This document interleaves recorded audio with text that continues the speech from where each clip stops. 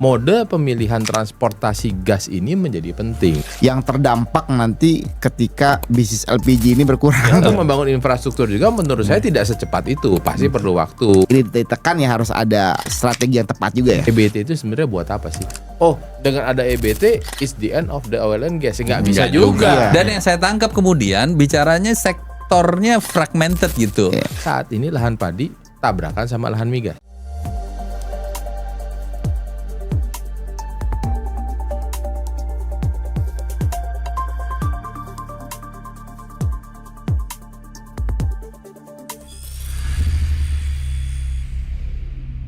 Selamat datang di podcast Energy Hub. Saya Sofyan Herbo sebagai host dan di sini ada Angga Wira sebagai host. Berikutnya Sobat Energi, perkenalkan salah satu narasumber kita kali ini, Bang Erwin Suryadi.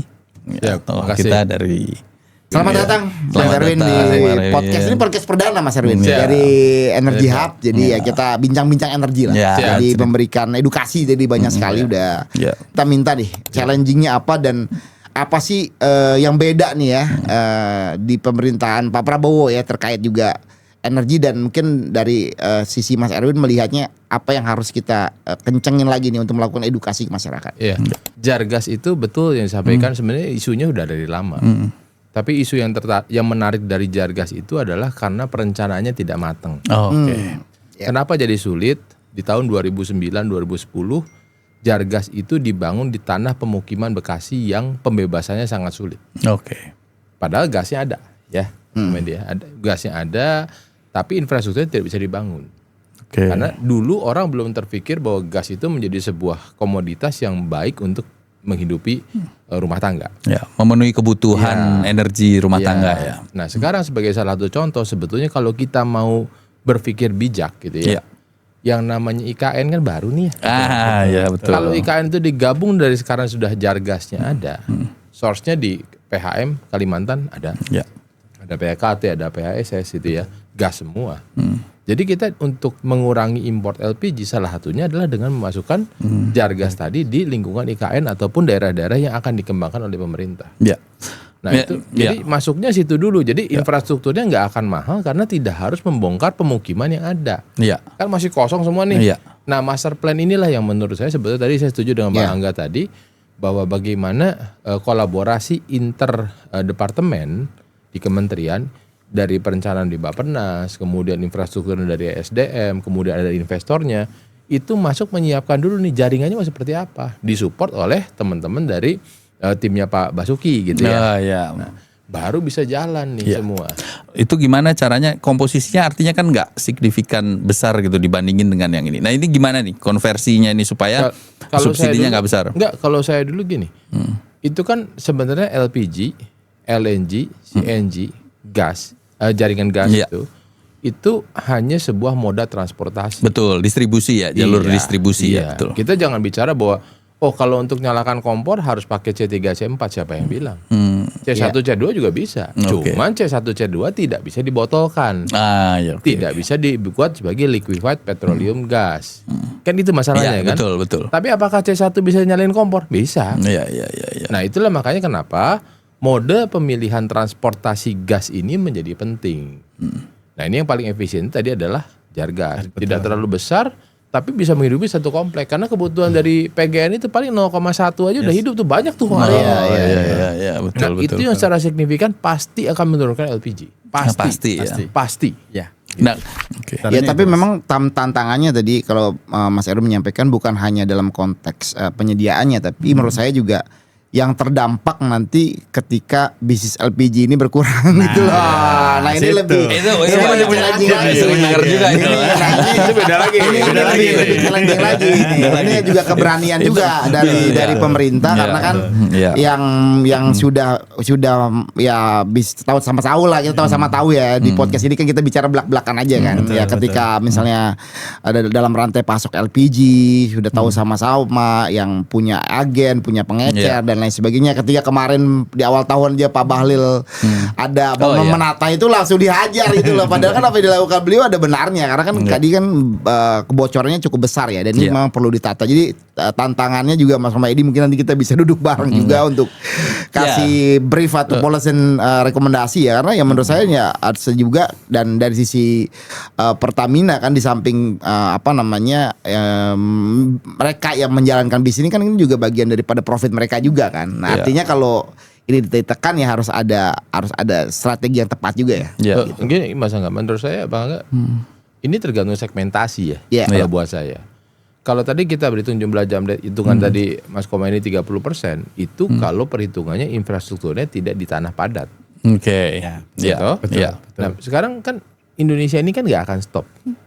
Nah, kalau tadi saya cerita, rekomendasi Mas Koma ini menjadi sangat bagus kalau ini dikembangkan di tempat-tempat yang belum padat. Ya, baru artinya pemukiman baru. Jadi segmentasinya menjadi berbeda. Tapi intinya dari pemerintahan sekarang ini yang Pak Prabowo, Pak Bahlil itu sudah sangat baik kalau bisa membagi segmentasi itu secara signifikan. Jawa biarlah begitu. Ya, biarin aja karena ongkos pembebasan lahannya ini di Jakarta apalagi rumitnya luar biasa. Iya. Tapi kalau di luar Jakarta, di luar Jawa lah tepatnya, masih di banyak daerah-daerah kosong, kenapa tidak? Dan itulah artinya secara kalau kita bicara kumulatif besar negaranya ini kebutuhannya adalah 100 misalnya seluruh Indonesia, sekarang kan berpikirnya hanya Jawa saja walaupun memang 60% penduduk kita ada di situ, gitu ya. Tapi kan 40% udah lumayan lah, gitu kan. Karena untuk membangun infrastruktur juga menurut saya tidak secepat itu, pasti perlu waktu, bertahap juga. Iya, jadi disampaikan Mas Angga tadi sebetulnya itu ada hanya masalah journey untuk menuju ke sebuah bagaimana pemerataan supaya subsidi kita bisa pelan-pelan bisa berkurang. Gitu. Sambil mengganti ya tadi ada DME lah, ada apa dan segala macam itu menjadi opsi-opsi lain lah gitu loh. Kita bicara pandangannya Mas Erwin itu soal EBT itu gimana sih sebetulnya? Apakah udah kita bisa ini melakukan itu atau memang melanjutkan lagi? Ya, idenya menarik. Nah, ini juga yang pemetaan secara keseluruhan juga mesti dilihat. EBT itu sebenarnya buat apa sih? Betul. Apakah membangkitkan listrik? Apakah transportasi?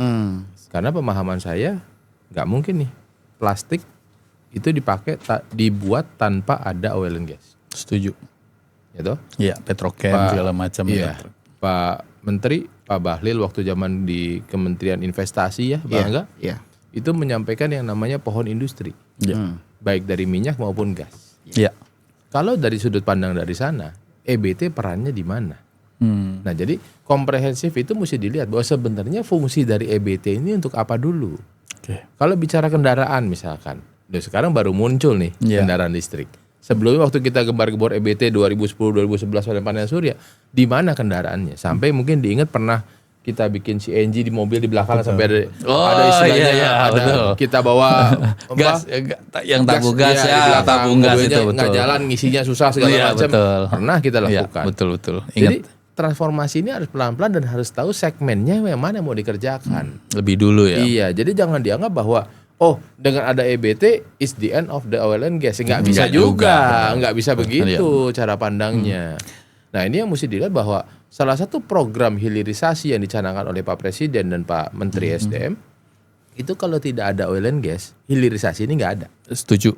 Dan sekarang sebetulnya di Pertamina dengan segala macam anak perusahaannya itu sudah punya hilirisasi yang luar biasa. Tinggal bagaimana sekarang hilirisasi ini membuat produk-produk yang lebih akurat lagi supaya bisa diterima oleh masyarakat. Jadi saya pengen bawa tadi kalau beliau sudah cerita masalah persepsi EBT itu sebagai sumber energi, saya mau cerita bahwa ini nggak bisa tergantikan. Iya. Jadi it's not the end. Jadi kita tetap namanya eksplorasi, namanya eksploitasi. Tetap harus jalan. Tetap harus jalan karena ada pohon industri yang tidak bisa hilang di situ. Iya, jangankan mau mengisi pohon industri itu untuk menggantikan minyak dan gas aja sebagai bahan baku bahan sumber energi itu kayaknya masih butuh waktu yang sangat panjang, sangat panjang. Karena ini ada political will juga, jangan lupa. Apakah pemerintah berani misalkan menaikkan? Tadi kalau belum cerita bahwa masyarakat sanggup bayar 2 kali lipat. Kalau saya persepsinya kebalik. Berani nggak pemerintah menaikkan harga ini? Betul. Karena kita berdasarkan pasal 33 seperti yang selalu disampaikan oleh Pak Presiden maupun Pak Menteri siapapun, itu selalu disampaikan bahwa itu adalah haknya masyarakat untuk mendapatkan harga yang layak bisa diterima. Harga itu adalah harga yang bentuk perhitungan baik. Iya. Nah sekarang kalau tahu-tahu kita pakai EBT terus naik 2 kali lipat, pemerintah berani nggak dulu? Nah ini kan suatu cerita juga yang menjadi counterpart dua-duanya. Pemerintah, masyarakat juga mungkin bisa nggak bisa kesulitan tidak kesulitan, tapi pemerintah juga mau nggak memberikan beban tambahan kepada masyarakat. Rasanya pemerintah tidak akan mungkin mengambil jalan tersebut. Sehingga tadi betul transformasi itu harus pelan-pelan. Karena sekarang pun juga sudah mulai lumayan sih sebetulnya. Kalau EBT tapi untuk listrik masih lumayan karena sudah ada teknologi karena sudah ada learning curve yang cukup panjang, market size di dunia juga sudah mulai baik. Nah itu sudah mulai ada pengurangan dari biaya. Tidak bisa modelnya adalah revolusi. Nggak ada jamin besok ganti, nggak ada itu, nggak mungkin lah. Gitu.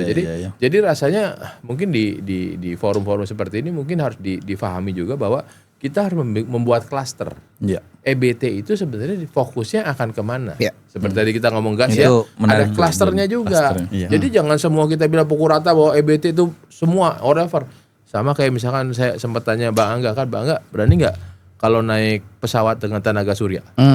Jadi penumpang pertama untuk terakhir. Berani nggak yo? Kita tanya. Kalau berani, ayo kita coba. Kalau nggak berani ya artinya belum waktunya. Begitu baterainya soak nanti turun sendiri. Jadi nyinggung Mas Erwin tadi, memang yang menurut saya juga memang perencanaan yang matang dan juga terus konsistensi kebijakan. Contoh Mas Erwin misalnya ketika pada waktu itu mungkin saya ingat konversi di transportasi publik dengan menggunakan gas gitu ya. SPBG ya Mas. SPBG.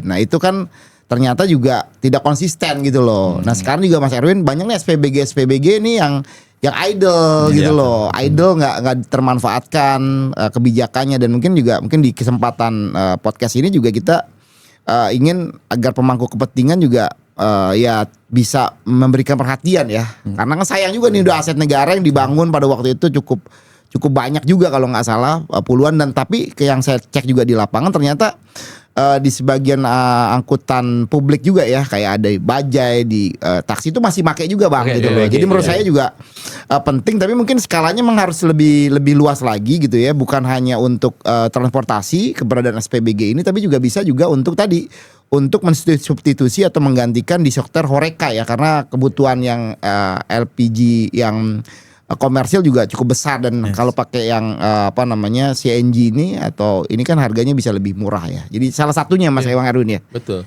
Konsistensi kebijakan nih kadang-kadang seleranya beda ganti lagi gitu. Seleranya beda ganti lagi. Padahal juga sekali lagi ini kan bukan urusan semata-mata di Kementerian SDM kan. Kalau ini kan ada di Kementerian mungkin Perindustrian atau mungkin juga di Kementerian Perhubungan. Jadi ini harus bicaranya long term gitu loh. Bicara sekarang kan untuk 20-30 tahun yang akan datang. Karena kalau enggak ya enggak masif juga gitu loh pada akhirnya. Dan tambahannya itu sebenarnya kebijakan itu kalau cerita itu gas untuk transportasi sebenarnya ide awalnya itu adalah transportasi itu harus closed loop. Makanya Transjakarta dibangun dengan konsep gas gitu ya. Karena disitulah pengisiannya akan tetap muter termasuk feeder akan balik lagi. Jadi dulu dianggapnya daripada pakai konsumsi publik untuk kendaraan publik yang sangat ribet. Nah akan lebih mudah kalau yang awalnya Transjakarta. Nah jadi ini kan juga kebijakan lagi nih dari Transjakartanya, dari Pemda DKI gitu ya. Jadi banyak nih urusan-urusan ini yang memang harus seperti Bang Angga tadi bilang harus disepakati lah bersama-sama. Penting juga kan memberikan informasi yang komprehensif. Karena somehow kan sekarang banyak influencer yang nggak paham juga tiba-tiba langsung mengkampanyekan, langsung bicara gitu lah. Akhirnya jadi noise gitu loh, kan pada akhirnya. Dan yang saya tangkap kemudian bicaranya sektornya fragmented gitu. Kita baru tahu ternyata kenapa sektor energi yang soal EBT ternyata cuma 25%. Padahal kita bicara yang lain juga itu sesuatu yang penting. Terus juga tadi bahwa industri migas juga kan ada keluarannya industri petrochemical ya, yang itu kebutuhan sehari-hari gitu, nggak cuma ya sabun, ya plastik, ya bahkan obat-obatan. Ya bahkan obat-obatan, misalnya obat-obatan tentunya ya itu kan ya karbon kan itu basisnya kan ya dan lain-lain gitu ya, dia dengan butuh memang itu yang kayak saya kira perlu diedukasi. Saya mau kembali lagi soal listrik tadi, misalnya kita kembali lagi soal listrik ya. Baca-baca nih, kan kita tereksposnya cuma baca-baca aja ya. Saya tahu misalnya baca, harga batu bara yang dibeli PLN misalnya cuma 4 sen gitu misalnya. Terus kalau misalnya yang dibeli dari EBT ya, rata-rata misalnya 9-10 sen. Itu kan sekarang mau lebih mahal lagi beli yang ini pembangkit sampah 20 sen ini kan itu 20 sen. 20 sen ini gimana bisa bangkrut. Iya. Itu juga perlu edukasi juga tuh. Nah, iya kan? 6.400 kan. Per kWh-nya loh. Dan sekarang kita jual listrik itu 1.500 kalau nggak salah. Saya beli kalau ngecas. Itu 1.500 kan per kWh-nya kalau nggak salah. Nah, disparitas harga ini kan luar biasa besar ya. Nah, enaknya itu diapain sih sebetulnya? Karena memang itu tahu bahwa negara wajib di satu sisi ya memberikan harga energi baik minyak, gas dan listrik itu sesuai dengan daya belinya masyarakat. Tapi di satu sisi kan beban fiskalnya besar banget. Iya. Jadi memang nggak mencerminkan harga aktual aktual ya, gitu. Betul, jadi di capping dan memang sih kalau saya juga banyak di industri batu bara kan. Jadi memang ya teman-teman yang di industri batu bara ini udah cukup suffer juga sebenarnya. Karena udah hampir 7 tahun ya.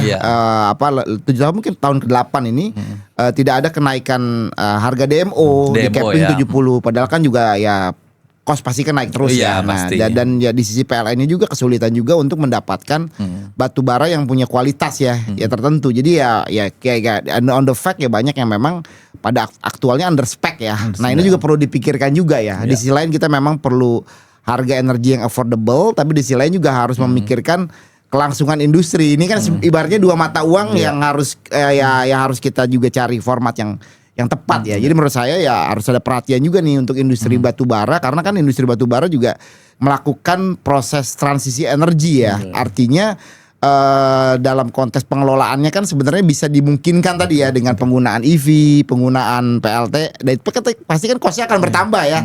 Kalau ada kewajiban seperti itu. Tapi di sisi lain harga jualnya di capping ya. Walaupun memang betul ini kan sumber daya alam yang dimiliki oleh negara ya. Tapi di sisi lain kan juga dalam sisi usaha ini kan harus diperhatikan juga agar orang juga bisa diversifikasi. Itu salah satunya mungkin ya. Kalau nggak mau invest juga kan? Iya, nggak mau invest untuk pengembangan ya, untuk mungkin tadi Pak Serwin bilang hilirisasi juga. Karena kan ada kewajiban juga ya ketika kemarin teman-teman di pelaku industri ini untuk mendapatkan perpanjangan ya. UPK kan salah satu kewajiban itu kan untuk melakukan hilirisasi, Pak Erwin. Tapi kalau dia juga secara keuangan suffer misalnya, gimana mau bikin kewajiban untuk hilirisasi? Jadi ini menurut saya ya very challenging juga gitu loh. Kalau nggak ada solusi yang tepat ya ini berat juga gitu. Karena dari pengalaman kami ngurus dari migas, hulu migas dan segala macam itu, sebetulnya ini tonnya adalah ton besar dari negara. Betul. Kenapa? Yang mesti kita sadari itu cuma satu, bahwa kita punya keterbatasan lahan. Oke. Ya toh? Makanan mesti disiapkan. Lahan padi mesti ada. Saat ini lahan padi tabrakan sama lahan migas. Ada lagi hutan mesti dijaga. Tadi cerita hutan. Hutan di dalamnya ada migas. Iya. Ya toh? Kemudian apa lagi? Ada beberapa industri kelautan dan segala macam, bahkan sampai pertahanan negara di laut-laut sana, itu ada hubungan dengan migas. Bayangkan bagaimana pemerintah ini membagi supaya tadi, kalau menurut saya ego sektoral itu nggak ada. Ya, yang ada adalah sebenarnya semua prioritas. Karena tadi yang tadi disampaikan Pak Mas Komadi, di badan itu kan nggak cuma energi, makanan ya perlu, pertahanan imun ya perlu, gitu ya. Nah, tapi dalam hal mengatur tata ruangnya yang terbatas tadi, itu harus ada tone dari orang nomor satu, menurut saya. Jadi apa yang sudah menjadi plan besar itu harus dijalankan dengan baik. Jangan sampai nanti tahu-tahu sekarang jadi yang kejadian yang saya ikuti dari awal tahun 2000 gitu ya, misalkan dulu lahannya untuk sawah, sekarang jadi sawit. Ribut lagi, makanan berkurang gitu ya. Betul. Nah, itu yang menurut saya rasanya ini jangan sampai terjadi nanti diskusi yang salah gitu ya. Seolah-olah munculnya ego sektoral, tidak, karena ini memang semua hajat orang banyak semua. Bukan ego sektoral sebetulnya. Semua juga prioritas. Tapi ini perlu diatur lebih baik supaya jalannya masing-masing outcome-nya menjadi sejalan, maksimal, optimal lah mungkin. Gitu, dengan lahan yang ada, karena mau nggak mau lahan kita cuma segini-gininya. Iya, betul. Gitu, dan tidak semua tempat bisa ada migasnya, tidak semua tempat bisa ditanami sawit, tidak semua tempat bisa ditanami padi dan segala macam. Nah, ini artinya kan harus bijaksana lah dalam hal itu. Mungkin tambahan dari saya itu aja. Iya. Kemarin jadi ceritanya baru peresmian kalau nggak salah ya. Informasi order sedikit-sedikit. Di Balikpapan. Iya. Jadi mungkin Mas Erwin bisa cerita sedikit. Kemarin resmikan presiden kalau nggak salah. Hari Senin betul. kemarin ya, tanggal 12 kalau nggak salah ya. Silakan. Itu kalau buat pandangan kami secara pribadi ya, itu kan adalah sebuah kebanggaan di mana peresmian dan ini adalah salah satu bukti bahwa penambahan 100.000 barrel untuk production nanti itu adalah sebuah terobosan untuk meningkatkan kapasitas kilang kita menjadi lebih baik. Dari 1,1 juta barrel per hari menjadi 1,2 juta barrel per hari. Oh, nambah 100.000 berarti. Itu kilang yang di dalam negeri di Indonesia maksudnya. Total kapasitasnya adalah segitu. Oke. Jadi kalau orang suka salah, angka yang sering digembar-gemborkan nggak salah karena saya juga paham angka itu 600.000 barrel itu adalah produksi harian dari hulu migas. Betul. Iya. Tapi yang bisa dimasak sebetulnya adalah 1,2 juta. Sekarang 1,2 juta. Sebelum 1,1 juta. Iya. Jadi sisa yang tadinya harus import produk itu adalah sekitar 500.000 barrel per day. Oke. Hitungannya kira-kira seperti itu. Nah sekarang dengan ketambahan 100.000 tadi itu, maka kebutuhan solar yang akan dibangun, yang bisa dimasak sendiri di dalam negeri itu sudah terpenuhi. Jadi alhamdulillah dengan program dari Pak Presiden, Pak Menteri gitu ya, ini sudah terpenuhi. Jadi kalaupun nanti ada import produk yang udah jadi itu tidak solar. Oke. Jadi crude-nya bisa udah pasti 100% udah pasti crude yang jadi solar itu sudah bisa dimasak langsung di dalam. Jadi kalau ada udah nggak lagi impor produk ya. Tidak lagi impor solarnya. Impor produk solarnya tidak lagi ya. Jadi artinya nilai tambahnya bisa lebih efisien lah ya. Karena kan kalau impor crude pasti kan lebih harganya kan bisa lebih kompetitif ya. Pasti. Dibandingkan impor produk. Bukan hanya itu Bang Angga. Yang paling penting adalah yang mesti difikirkan adalah multiplier effect yang kita selalu diskusi selama ini bahwa dengan kita masak sendiri maka tenaga kerja akan karyawan ya tahu banyak hal nih. Dan ada produk-produk turunannya kan, pasti. Vendor vendor maintenance terus tadi di pohon industri pun juga setelah solar masih ada produk turunan lainnya yang ini bisa kita gunakan untuk menghidupi si industri petrochemical tadi.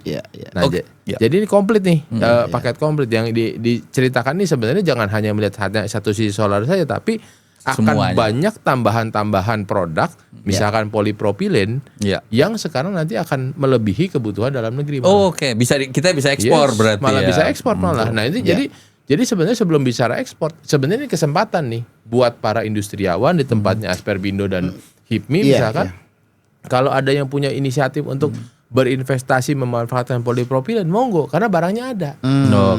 Itu kan yang mesti dilihat kan seperti itu. Bagaimana kita bangun multiplier effect. Jadi solar satu hal, pemenuhan solar satu hal, tapi produk turunan ini. Wah ini menarik satu sesi sendiri nih. Produk-produk yang ada di sini kan. Mungkin belum banyak yang paham juga kan. Banyak yang belum paham. Artinya kan juga KPI sebagai penghasil produk tersebut perlu mitra juga kan untuk mengoptimalkan sehingga bisa menjadi produk jadi lah ya. Karena itulah yang sebenarnya dicari oleh perusahaan-perusahaan di Cina, di luar negeri. Itu yang dicari. Produk-produk seperti itu turunan-turunan dari oil and gas itu diambil supaya bisa dikembangkan menjadi produk-produknya dengan research and development yang banyak. Nah, kalau kita sekarang punya produk berlebih kan harusnya bisa diajak mau transfer teknologi, mau melakukan research and development, bahkan mengundang investor dari luar untuk membangun pabriknya di sini.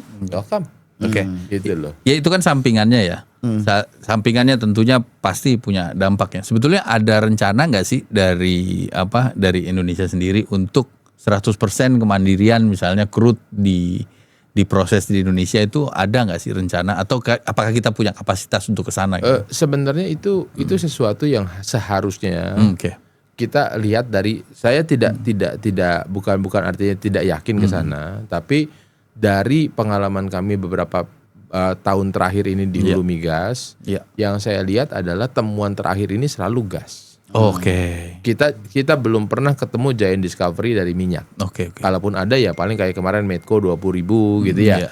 Kan angkanya cuma segitu. Nggak ada lagi ketemu angka 1.500.000 nggak ada. Ya keluar di mana-mana di Kalimantan misalkan itu gas. Jadi sebenarnya harusnya ya kayak seperti Pertamina juga harusnya expand juga keluar dong. Itu yang kita lakukan kan sekarang. Penguasaan itu kan bukan hanya penguasaan yang di Betul, dalam negeri, dalam betul. artinya penguasaan juga ketika kita misalnya Pertamina bekerja sama dengan di mana misalnya di Aljazair kan sebelumnya Betul. ada di beberapa tempat yang lain gitu kan. Betul. Nah, ketika di sana kan itu bisa diakuisisi juga Bang ya. Betul. Artinya kita punya aset di luar Iya, juga ya. Mungkin iya. itu strategi Iya. Pertamina juga harus agresif dan ekspansif bukan hanya ke dalam tapi juga Harus keluar bisa ya, keluar supaya Iya. kita punya aset ini Betul. bisa lebih kan kalau hanya mengandalkan produksi dalam negeri ya mungkin ya at least 600.000 atau mungkin target 1 juta barrel lah. Andai pun Iya. kecapai Betul. 1 juta barrel mungkin konsumsi kita pada saat itu bisa jadi 2 juta, 2 juta, barrel. iya, betul. Jadi gimana nih Iya. strategi ke depan Pertamina ekspansif juga penting ya keluar Betul. ya. Iya. Karena mesti disadari bahwa yang ada di perut bumi kan tidak bisa diatur. Itu Iya, otomatis betul, ya, betul, urusan betul, kita, betul, kan. betul, betul. Given. Iya, tapi kenapa namanya ada production sharing contract atau kontrak kerjasama antara industri hulu itu bentuknya selalu partnership? Iya. Karena dipercaya bahwa mereka itu akan saling partner di sini, nanti join lagi di luar negeri, join lagi di luar negeri. Tujuannya adalah untuk bring back the barrel home. Oke. Iya kan? Iya. Karena kalau di kita udah nggak ada ya, contoh kayak Singapura lah. Kenapa bisa jadi negara trader atau Iya. misalkan negara Petronas, kenapa harus pergi ke Irak misalkan? Karena mereka juga yakin bahwa kapasitas mereka di Malaysia sendiri belum tentu sebesar itu. Makanya mereka harus berpartner dengan banyak K3S Iya. supaya mereka juga punya aset di Irak, punya aset di mana. Iya. Supaya Ekspansif iya, keluar jadi ya. kalau ditanya tujuannya nanti bagaimana kebutuhan crude tadi terpenuhi, ya itu bisa dari mana saja. Iya. Ya, bukan sesuatu yang sulit sebetulnya. Iya, iya, betul.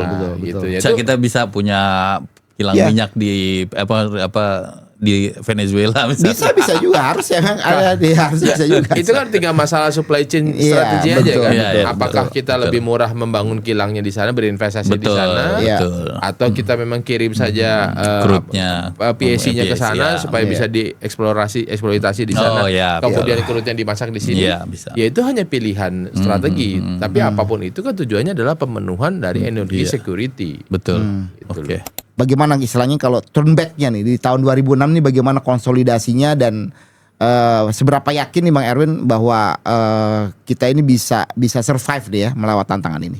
Kalau bicara itu pasti yang sebenarnya pemenuhan itu nggak sulit. Ya, Asta Cita itu yang sulit adalah swasembada energi. ya.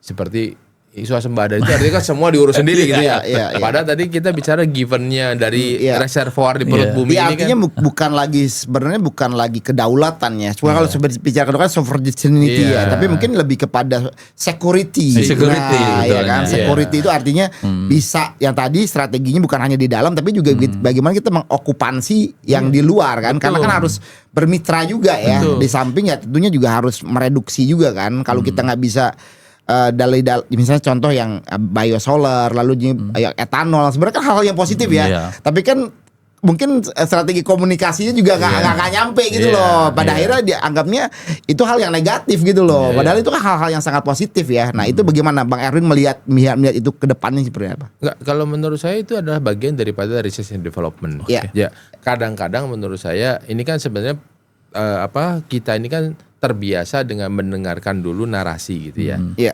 Nah, tidak langsung jump kepada sebuah produk execution. Iya, iya, Ya, iya, ya. iya. Karena kalau kita sebagai akademisi ini kan kita selalu melihat selalu ada research paper, Iya. kemudian nanti naik ke pilot project Iya. gitu ya. Kemudian baru ke mass production. Iya. Nah, kadang-kadang nuansa dari teman-teman dari pemerintahan sekarang ini kadang-kadang langsung jam tuh seolah-olah udah mass production Iya, nih. iya, iya. Padahal inilah kerjasama yang kuat seperti Energi Hub ini menurut saya mendatangkan para istilahnya para teman-teman dari universitas Iya. gitu ya, dari pendidikan Pemangku tinggi. kepentingan juga Iya, ya. semua lah. Dia harus cerita bahwa sebenarnya efeknya apa sih? Kami sudah riset begini Iya, sehingga tadi kalau segmen dari mahasiswa jangan-jangan mereka harus diajak untuk terlibat dalam project researchnya ini. Betul. Karena mereka lah juru bicara kita terdepan. Iya. Dan mereka bisa bicara dengan bahasanya Iya. mereka Iya. juga. Jadi pelibatan mereka Ya, sedari itu. awal That's the ya. point. Ya juga bukan hanya dalam konteks fungsi dalam konteks melakukan riset, Iya, tapi juga betul. bagaimana tadi fungsi komunikasinya juga Iya, berjalan sehingga bisa menyampaikan secara komprehensif kan. Patron yang sudah dibangun oleh akademisi itu adalah sebuah kunci menurut Iya. saya untuk bisa secara pelan-pelan kita itu memberikan edukasi yang tepat ke masyarakat. Betul. Bahwa campuran etanol tadi atau misalkan dengan campuran sekarang Fami, bahkan kami di Aftur ada menggunakan used cooking oil misalkan gitu ya. Nah itu kan adalah campuran-campuran yang baik-baik saja. Toh buktinya pelita air terbang juga. Iya betul. Lebih orang lebih semangat naik pelita air daripada tadi saya bilang naik PLTS yang pesawat kan. Lebih semangat itu. Tapi artinya bisa.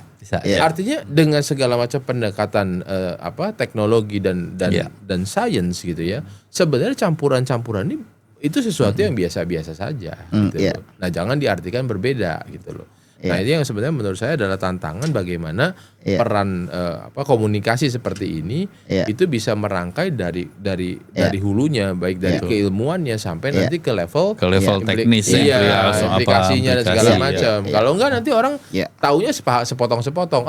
Pokoknya barang gua rusak gara-gara pakai Pertamina. Gitu ya. Kan nggak gitu juga ceritanya kan. Kalau dia nggak beresin istilahnya nggak beresin maintenance-nya yang bagus juga kan nggak tepat gitu. Artinya kita tahu bahwa kompleksitas persoalan energi di Indonesia tuh besar, rumit, kompleks dan bagaimana kita bisa merangkum ini dalam sesuatu yang sederhana, mengajak juga semua elemen bangsa untuk sama-sama nih kita menyelesaikan problem energi nasional dan mungkin bahasanya betul, bukan swasembada karena negara mana sih sekarang yang bisa memenuhi kebutuhannya sendiri? Nggak ada, saya kira. Apapun mereka pasti butuh dari negara lain. Misalnya yang satu, minyaknya banyak, tapi dia butuh gandum atau apapun lah.